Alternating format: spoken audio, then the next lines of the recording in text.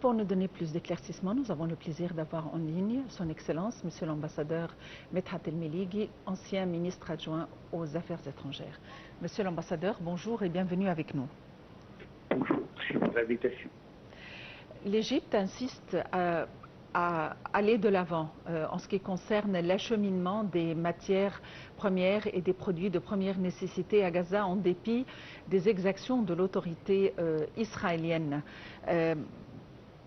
Pensez-vous que cet acheminement pourra continuer en dépit de toutes ces exactions?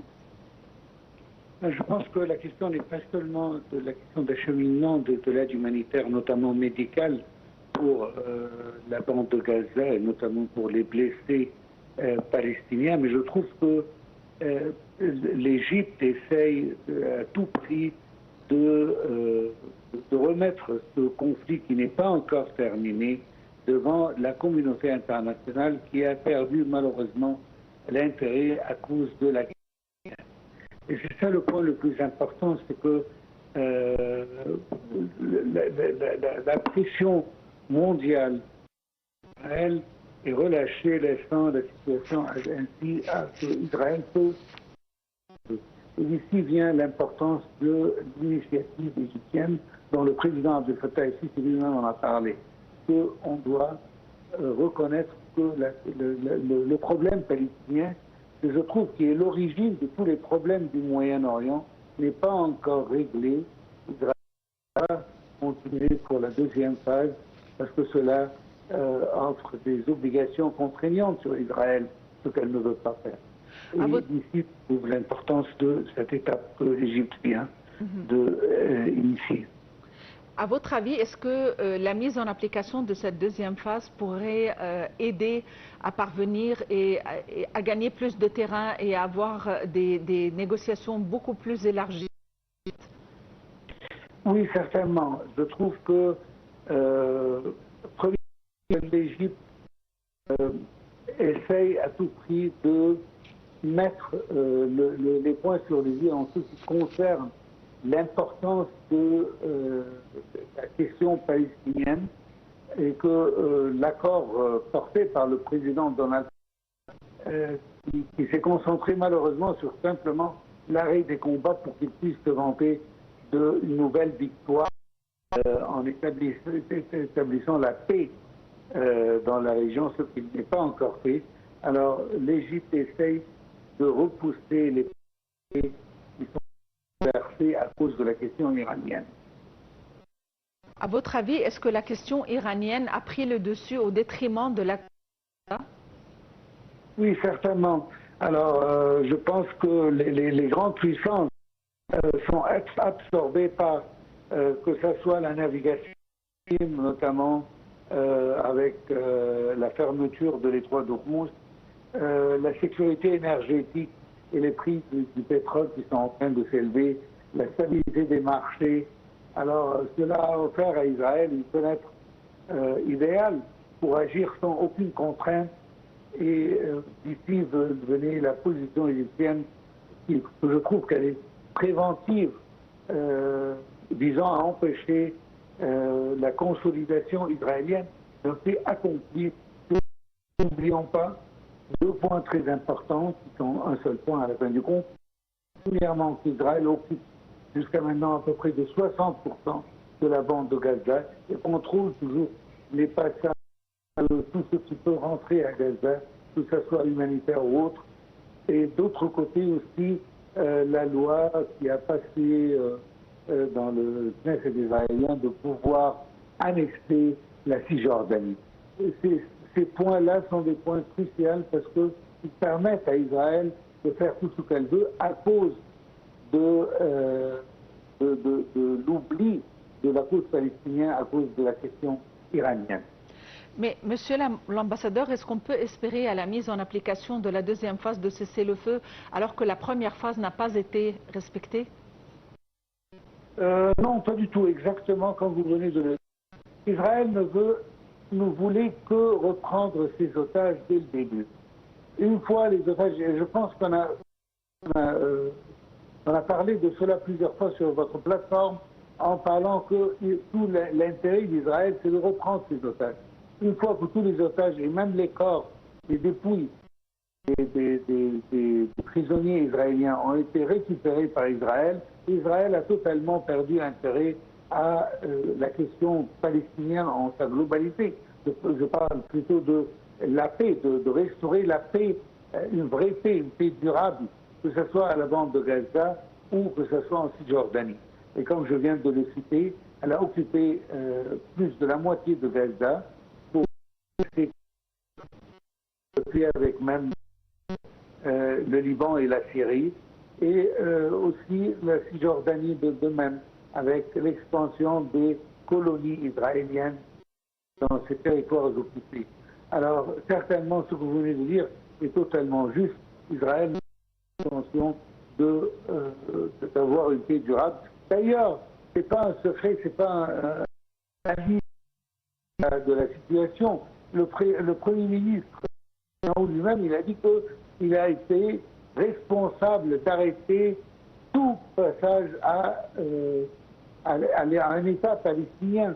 Il a bloqué totalement tous les chemins qui peuvent donner à un État palestinien parce qu'il n'a pas l'impression, et certainement avec l'appui de son gouvernement d'extrême droite, cela rime vraiment avec ses ambitions. Et est-ce que dans des conditions pareilles, on pourrait parler de la reconstruction de Gaza? Absolument pas. On parle au début d'aide humanitaire, on parle au début de reprendre la vie, la simple vie des citoyens palestiniens. Et puis après, on peut parler de cela. On ne peut jamais avoir un plan de paix et de reconstruction sans restaurer la sécurité. Et Israël n'a jamais restauré la sécurité à le contrôle d'une manière, on l'a vu, Israël cherche à renforcer toujours son emprise et son contrôle sur la bande de Gaza et en Cisjordanie. Et même avec des actions militaires, elle le fait souvent. Alors qui a vraiment, ou qui peut vraiment, demander à son gouvernement de donner des aides pour pouvoir, notamment en argent, pour pouvoir reconstruire Gaza. Ça serait une folie, sans une obligation israélienne d'arrêter les opérations militaires. Cela ne sera jamais possible. Notamment que les pays qui peuvent vraiment aider, tels que les pays du Golfe, par exemple, ces pays-là ont beaucoup à faire après l'arrêt de la guerre iranienne contre l'Iran, parce que déjà leur économie sont face au problème. Alors comment est-ce qu'ils vont penser à donner de l'argent pour reconstruire Gaza? L'essentiel maintenant, c'est d'arrêter les hostilités, les opérations militaires. N'oublions pas que même depuis la signature de l'accord à Sharm el-Sheikh, on a plus de 700 Palestiniens qui ont perdu leur vie à cause des attaques israéliennes. On est loin de la paix avant de commencer.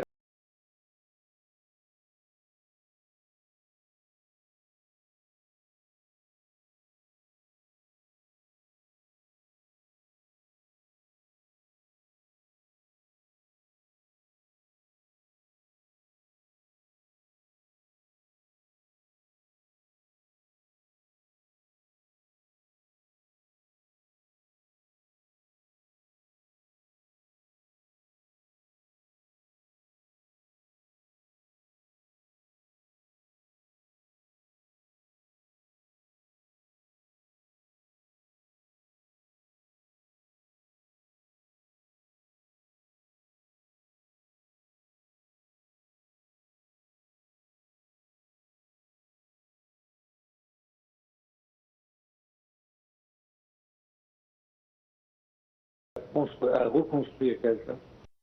Ambassadeur, non seulement la première phase du cessez-le-feu n'a pas été respectée, mais il y a eu un élargissement des attaques vis-à-vis du Liban. À votre avis, pourquoi, dans ce contexte de tensions géopolitiques et de à l'encontre et à Gaza, Israël a élargi la guerre, si on peut le dire, et à attaquer le Liban.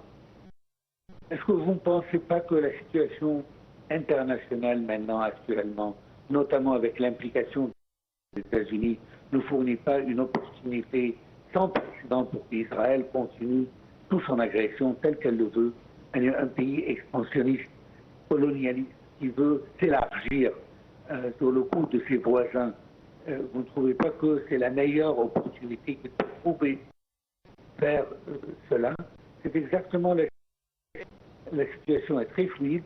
Les États-Unis totalement pris avec des obligations avec l'Iranienne, qui a d'ailleurs commencé une attaque préventive israélienne, comme on l'a appelé.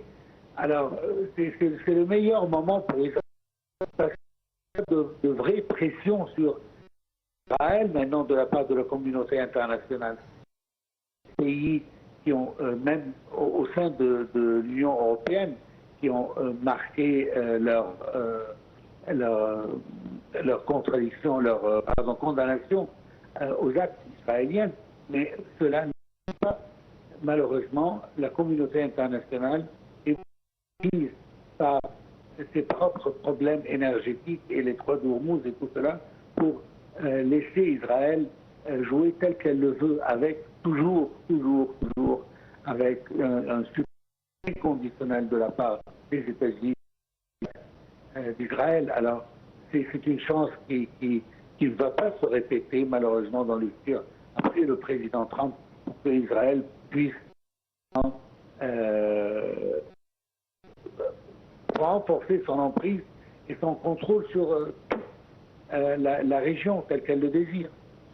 À votre avis, suite à ces exactions israéliennes et américaines dans la région, pensez-vous qu'il y aura une nouvelle structure relationnelle reliant ces deux pays aux différents pays du monde, notamment l'Europe, par la suite? Certainement, je pense que la position européenne se rapproche davantage, de plus en plus, à la position de la majorité des pays du Moyen-Orient. Et que cela, pour la première fois, on voit une divergence claire entre les positions européennes et ceux des États-Unis sous le règne du président Trump. Et certainement, on voit plus... Excellence, Monsieur l'ambassadeur Medhat El-Melighi, vous êtes l'ancien ministre adjoint aux Affaires étrangères. Merci d'avoir été avec nous aujourd'hui.